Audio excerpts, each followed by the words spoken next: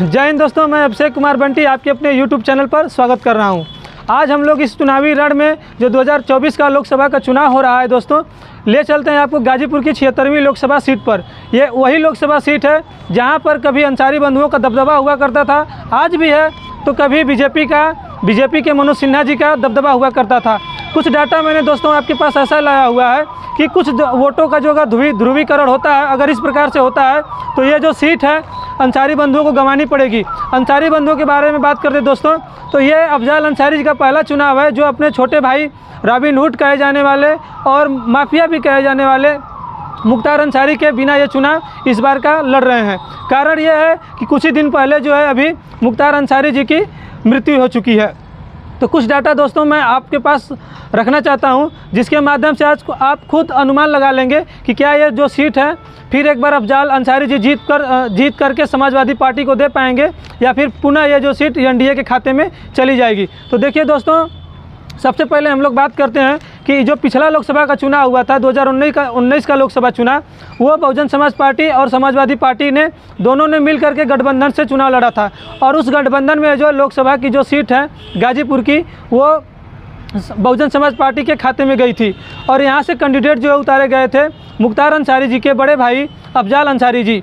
और अफजाल अंसारी ने लगभग 1,20,000 मतों से जो है ये सीट जो है जीत करके बहुजन समाज पार्टी के खाते में, या यूँ कहें कि गठबंधन के खाते में दी थी।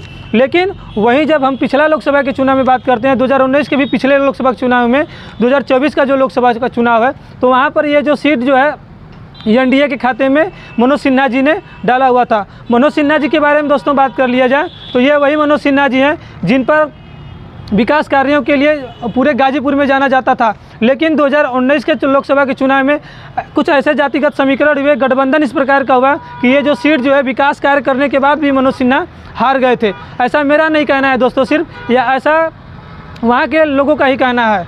अब बात करते हैं दोस्तों कि 2024 के लोकसभा के चुनाव में कैंडिडेट किस किस पार्टी से हैं।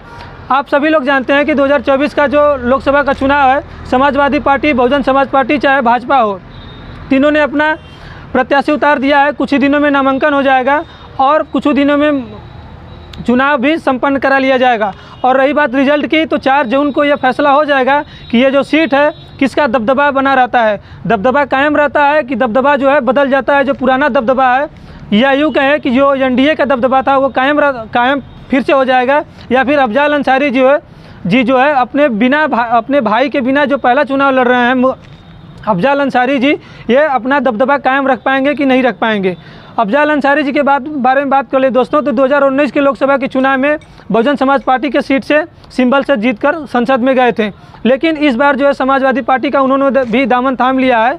और कारण यही है कि ये बार बार जो है गठबंधन ना होने के कारण अफजाल अंसारी जी को भी ये डर बार बार सता रहा है, कहीं दलित वोटर जो है अपने हाथी सिंबल के साथ चले गए तो जाहिर सी बात है कि जो लड़ाई है जो थोड़ी सी कठिन हो जाएगी। वहीं भाजपा के कैंडिडेट के बारे में दोस्तों बात कर ले तो भाजपा ने अपना कैंडिडेट जो है इस बार मनोज सिन्हा को नहीं उतारा है, और बल्कि मनोज सिन्हा जी के सबसे खास मित्रों में से रहे जो बीएचयू के छात्र संघ से लेकर के गाजीपुर के पगडंडियों से लेकर के जो साथ उनका निभाने वाले थे, पारसनाथ राय जी को जो टिकट दिया गया है। पारसनाथ राय जी के बारे में बहुत कम लोग जानते थे जब तक इनको टिकट नहीं मिला था। अब जो है पारसनाथ छोटे मोटे नेता नहीं रह चुके हैं, क्योंकि भाजपा से जिसको टिकट मिलता है वो छोटा आदमी नहीं होता है, वो बड़ा बाद में बन ही जाता है। तो पारसनाथ राय जी के बारे में बात कर लें दोस्तों, तो पेशे से एक शिक्षक हैं, चुनाव कभी डायरेक्टली लड़े नहीं हैं, लेकिन हाँ संघ के विभिन्न पदों पर ये अपनी जिम्मेदारियां निभा चुके हैं।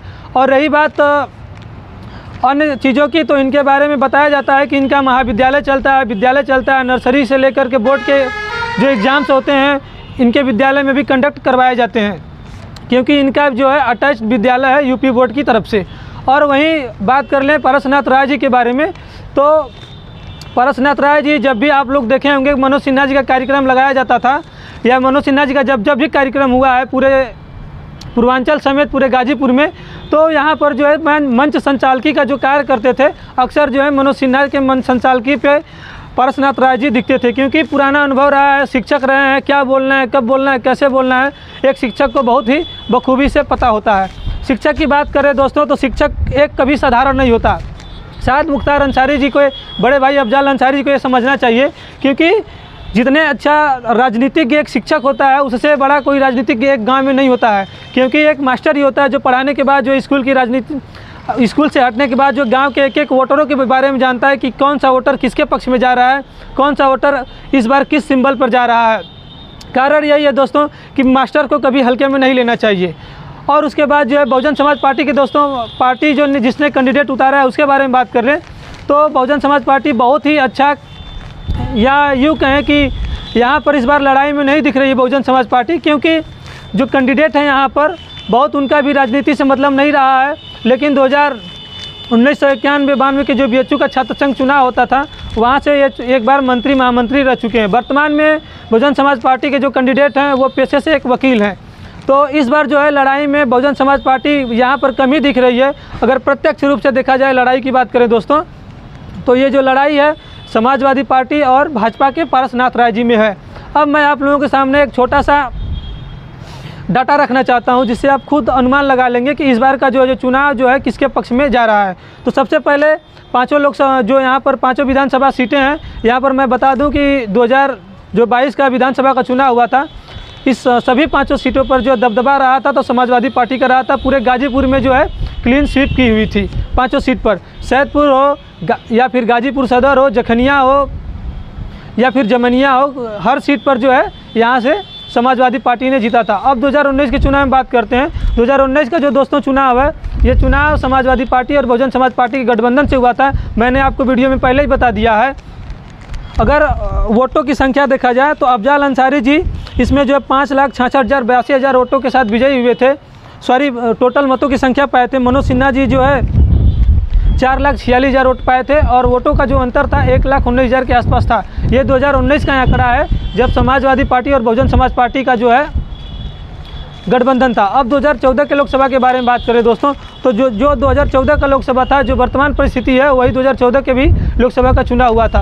उस समय भी सभी पार्टियों ने अलग अलग अपना कैंडिडेट उतारा था और 2019 के चुनाव में भी बहुजन समाज पार्टी और समाजवादी पार्टी ने अलग अलग अपना कैंडिडेट उतारा है।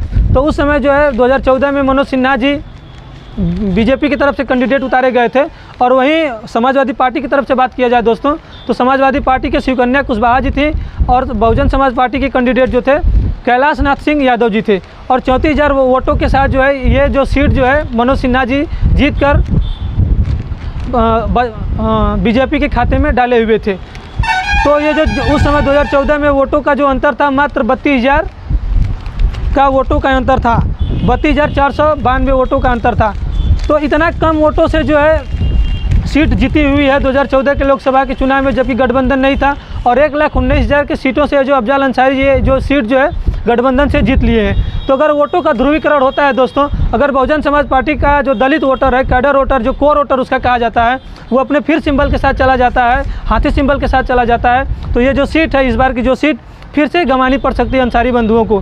कारण यही है कि इतना कम वोटों के साथ जो है वोट जो है हमेशा बीजेपी जो है यहाँ से जीतती है। ये मनोज सिन्हा जी 2014 ही नहीं, पहले भी सांसद यहाँ पर रह चुके हैं। और उसके बाद जो है ये अफजाल अंसारी जी पहले भी सांसद रह चुके हैं। लेकिन वोटों का जो अगर ध्रुवीकरण हुआ तो इस बार सीट गंवानी पड़ जाएगी।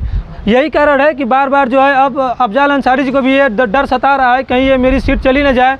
यही कारण है कि बार बार अब यादव और मुस्लिम वोटरों के बीच में कम जा रहे हैं मनोज सिन्हा, दलित वोटरों के पास इस समय ज़्यादा जा रहे हैं। और आप लोग देखेंगे कि जो गाजीपुर लोकसभा से बिलोंग करता हुआ है, तो कहीं मुस्लिम और यादव से ज़्यादा कहीं इस समय अगर कोई जा रहे हैं अफजाल अंसारी जी, तो दलित वोटरों के पास जा रहे हैं। और बार बार यही समझाने का प्रयास कर रहे हैं कि बहन कुमारी मायावती जो हैं बीजेपी के साथ मिली हुई हैं, अगर आप उनको वोट देते हैं, हाथी सिंबल को वोट देते हैं, तो वोट आपका ख़राब हो जाएगा। कैंडिडेट यहाँ का जिताऊ कैंडिडेट नहीं है। मैं खुद प्रत्यक्ष रूप से पारसनाथ राय से लड़ रहा हूँ। मैं मतलब दोस्तों अफजाल अंसारी जी प्रत्यक्ष रूप से चुनाव लड़ रहे हैं, तो मुझे वोट दीजिए, अफजाल अंसारी को वोट दीजिए, नहीं तो ये सीट जो है बीजेपी के खाते में चली जाएगी। ऐसा मेरा कहना नहीं है, ऐसा अफजाल अंसारी जी का कहना है। तो यही कारण है कि बार बार अब हार का जो है डर सता रहा है। ये छोटा सा मेरा दोस्तों एनालिसिस है। अगर वोटों का ध्रुवीकरण ऐसा होता है तो जाहिर सी बात है कि अफजाल अंसारी का जीत का जो स्वाद है थोड़ा सा मुश्किल होता हुआ नज़र आ रहा है। इस सीट पर आपकी क्या राय है? कौन सा आप कैंडिडेट जीत रहा है? क्या पारसनाथ राय जीत पाएंगे या फिर अफजाल अंसारी अपनी सीट बचा पाएंगे? आप लोग कमेंट के माध्यम से ज़रूर बताइएगा। चलिए मिलते हैं अगले वीडियो में, तब तक के लिए जय हिंद, जय भारत।